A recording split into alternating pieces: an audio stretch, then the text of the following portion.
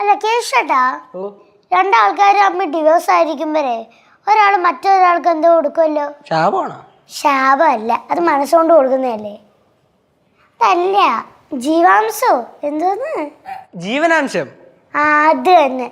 ചേച്ചിക്ക് അത് കിട്ടുവാണെങ്കിൽ എന്നെ ഒന്ന് കാണിച്ചു തരണം, ഞാൻ ഇതുവരെ കണ്ടിട്ടില്ല. പാവം കൊച്ചേച്ചി, കിട്ടുവാണെങ്കിൽ ഒന്ന് കാണിച്ചു കൊടുക്കണം. അല്ല കിട്ടും, സാധനം കിട്ടും, അപ്പൊ ഒന്ന് കാണിച്ചു കൊടുക്കണം. പാവം കൊച്ചി കണ്ടിട്ടില്ല. കിട്ടുവാണെങ്കിൽ മേടിച്ചു വെച്ചേക്കണേ, ഇവിടുന്ന് എന്തായാലും അടിച്ചിറക്കും. അതുകൊണ്ട് വെള്ളം കുടിച്ച് ജീവിക്കണ്ടേ.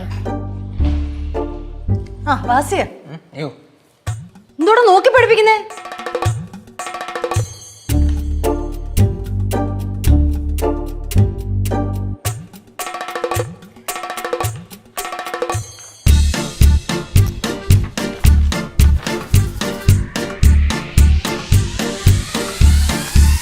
കൊച്ചിന്റെ മോളെ എനിക്ക് കാണാൻ പറ്റാത്ത അറിയാമോ? അത് വെയിലത്തൂന്ന് വന്നോണ്ടേ കണ്ണിൽ ഇരുട്ട് കയറിയതാ.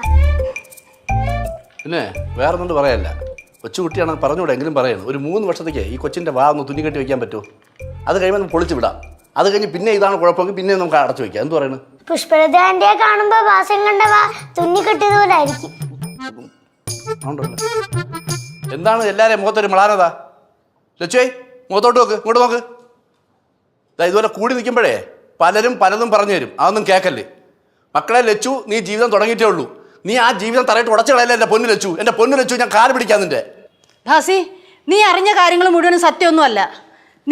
നീ ഇതാരോടും പറഞ്ഞു നടക്കാൻ പോവല്ലേ. ഇവിടെ എന്താ വേണ്ടതെന്ന് ഞങ്ങൾക്കറിയാം കേട്ടാ. മാമി, ഞാനൊരു കാര്യം പറയട്ടാ. ബാലു ഇവിടെ ഇല്ല, എൻ്റെ ചെറുക്ക ഇവിടെ ഇല്ല, അറിയാല്ല. അതുകൊണ്ട് ഞാൻ എടുത്ത് പറയാണ്. മാമിക്ക് പലതും പറയാം, മാമിക്ക് വായിത്തോണെന്ന് വിളിച്ച് പറയാം. പിള്ളേരുടെ ജീവിതമാണ്. മാമിയുടെ ഒരു ധാരണയുണ്ട് മാമിക്ക്, മാമി വലിയ കുടുംബത്തിലെ ആളാണെന്ന്. സത്യം പറഞ്ഞാൽ ഈ ചോനത്തരക്കാരെ അഹങ്കാരം അഹന്ത എല്ലാം മാമിയുടെ കയ്യിലുണ്ട്. അതും വെച്ചോണ്ട് ഈ കൊച്ചിൻ്റെ അടുത്ത് പറഞ്ഞു കൊടുക്കല്ലേ, സിദ്ധുവിനെ വിട്, നമുക്ക് വേറെ നല്ലൊരു ജീവിതം കിട്ടുമെന്ന്. കൊച്ചിൻ്റെ ജീവിതം വഴിയാതാരായി പോകും. ഞാൻ മാമിയുടെ കാര്യം വേണമെങ്കിൽ പിടിക്കാം, മാമിയുടെ കാര്യം വേണമെങ്കിൽ പിടിക്കാം. മാമി ഞാൻ പറഞ്ഞത് ശ്രദ്ധിച്ച് കേക്കി. മാമി ഇതാ ഇന്നോ നാളെ എന്ന് പറഞ്ഞിരിക്കുന്ന ആളാണ് മാമി. മാമി എന്തിനാ ഇവിടെ നിൽക്കുന്നത്? മാമിക്ക് അവിടെ നിന്നൂടെ, പടവൽ തിന്നൂടെ? അവിടെ നിന്ന് രാമനാമം ജപിക്കേണ്ട സമയമാണ്. അല്ലെങ്കിൽ ആ കളവൻ അല്ല കുട്ടമുള്ള മാമന് കുറച്ച് കഞ്ഞി വെച്ച് കൊടുക്കാം. അങ്ങനെ നോക്കേണ്ട സമയത്ത് നിങ്ങൾ ഇവിടെ നിൽക്കേണ്ട വല്ല കാര്യമുണ്ടാ? വന്ന് നിന്നിട്ട് നിങ്ങൾ പിള്ളേർക്ക് പറഞ്ഞു കൊടുക്കണം നല്ലതുപോലെയാണ്. ഇത് കേട്ടോണ്ടല്ലേ പിള്ളേർ കിടന്ന് എടുത്ത് ചാടുന്നത്. എടുത്ത് ചാട്ടാൻ പാടില്ല. കുടുംബത്തിന്റെ അഹങ്കാരം നമ്മുടെ കയ്യിൽ ഇരുന്നാൽ മതി. അതുകൊണ്ട് ജീവിക്കാൻ പറ്റില്ല. പുതിയ ജീവിതമാണ്. നിങ്ങൾക്ക് പടവലത്ത് സ്ഥലവും എല്ലാം ഉണ്ട്. നിങ്ങൾ ഈ പിള്ളേർക്ക് എഴുതി കൊടുത്തിട്ടുണ്ടാ, ബാലുവിന് എഴുതി കൊടുത്തിട്ടുണ്ടാ, നീരുവിന് എഴുതി കൊടുത്തിട്ടുണ്ടാ. ഈ കുട്ടികൾ വാടക വീട്ടിൽ വഴിയാധാരം പോലെ കിടക്കല്ലേ. ഇതിനൊക്കെ ആര് അവരോട് പറയും? മാമി പറയൂ, പറയണം. എന്റെ ഞങ്ങളെ ഉപദേശിക്കാൻ വന്നേന്നോ? ഒരു വലിയ അങ്കിൾ വന്നേക്കുന്നു. എടാ നിന്റെ ഭാര്യ എവിടാടാ? എവിടാ നിന്റെ ഭാര്യ? ഭാര്യ വള്ളർത്തും കൊണ്ട് കളഞ്ഞു ഇവിടെ ഉപദേശിക്കാൻ വന്നേക്കുന്നു. എടാ ഒരു കാര്യം ഞാൻ പറഞ്ഞേക്കാം, മര്യാദക്ക് ഇവിടെ ഇറങ്ങി പൊക്കോണം കേട്ടാ. ഇവിടുത്തെ കാര്യങ്ങളൊക്കെ ഞങ്ങൾ നോക്കിക്കോളാം. നീ ആരാണ് നിന്റെ വിചാരം? ഇറങ്ങിപ്പോയോ മാമി?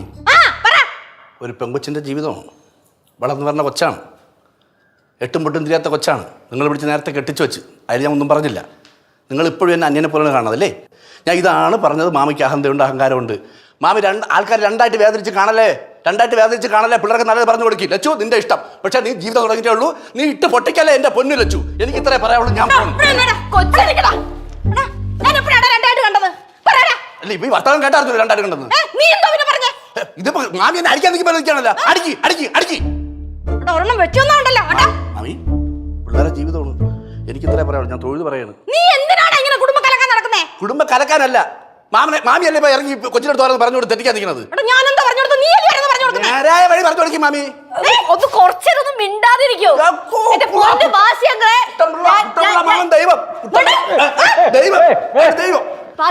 ഞാൻ എന്തിനാണ് പറഞ്ഞത്?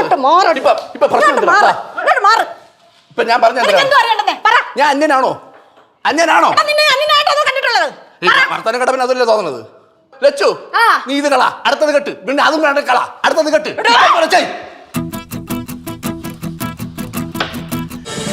ഫ്ലവേഴ്സ് ഒരുക്കുന്ന കാഴ്ച വസന്തം യൂട്യൂബിൽ പ്രേക്ഷകർക്ക് ലൈവായി കാണാം. ഫ്ലവേഴ്സ് കോമഡിയിൽ ജോയിൻ ചെയ്യൂ, ആസ്വദിക്കൂ.